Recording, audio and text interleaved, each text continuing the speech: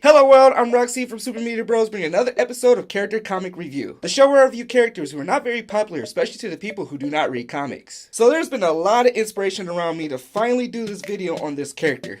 Finally. And honestly, I am super excited about this character and I'm super excited to check out the movie for him. With all the upcoming movies and media, and especially the game, I thought it was a perfect time to cover Spider-Man. But I'm not talking about Peter Parker. I'm talking about Miles Morales. Now, Miles Morales is a different take for Spider-Man for Marvel. It takes a modern era approach of what Spider-Man will have to go through on a daily basis today. And which I think is genius because it gives readers another perspective on how Spider-Man life affects everyone. So what does this mean? Is Miles Morales taking over as Spider-Man? Is Peter Parker no longer Spider-Man? That's not the case. There's been different story arcs in different universes based on Spider-Man and Miles Morales Spider-Man. In one universe, Spider-Man dies and Miles Morales takes up the mantle. In another, Spider-Man actually becomes, Peter Parker Spider-Man actually becomes a mentor to Miles Morales. But we've kind of seen this happen already in the MCU, which I'll explain later. First off, let's cover the origins of Miles Morales. Miles Morales was created by Brian Bendis and Sarah Pichelli. He first appeared in Ultimate Fallout number 4 in August 2011. Miles is the son of an African-American officer named Jefferson and a Puerto Rican mother named Rio.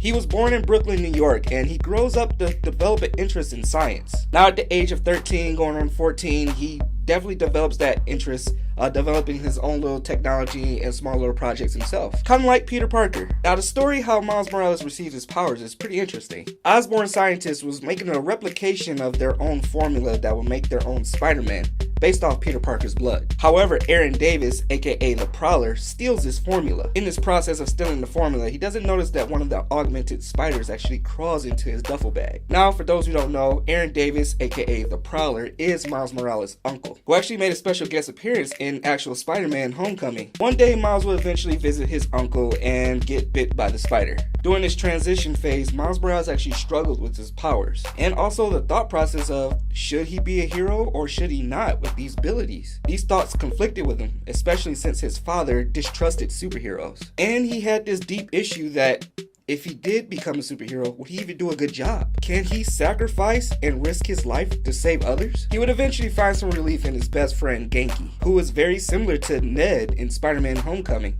Peter Parker's best friend, where he tells his secret about his abilities to. He's not only similar by looks, but by mannerisms and characteristics as well. I highly believe Ned was based off Genki. But anyway, in the comics, after the death of Spider-Man, Miles felt like something had to be done. After conversations with Gwen Stacy and confrontations with Spider-Woman, Miles was eventually inspired to take the mantle as Spider-Man, in which he will eventually take down his first supervillain, Electro. And over time, after more conversations with Mary Jane and May Parker, Miles was on his way to be an established superhero. Not to mention that my boy Cap agreed to train him. So the question is, what can Miles do that makes him different from Peter Parker? So yes, Miles have all the standard, typical Spider-Man abilities. Can crawl on walls, have the spider sense, super agility, can jump higher, run faster. He has all that. But there are two distinct abilities that Miles have that Parker does not. Miles actually have a camouflage ability that he can cloak himself to any surrounding area, making himself almost impossible to see. It's actually a really useful and dope ability that he uses a lot,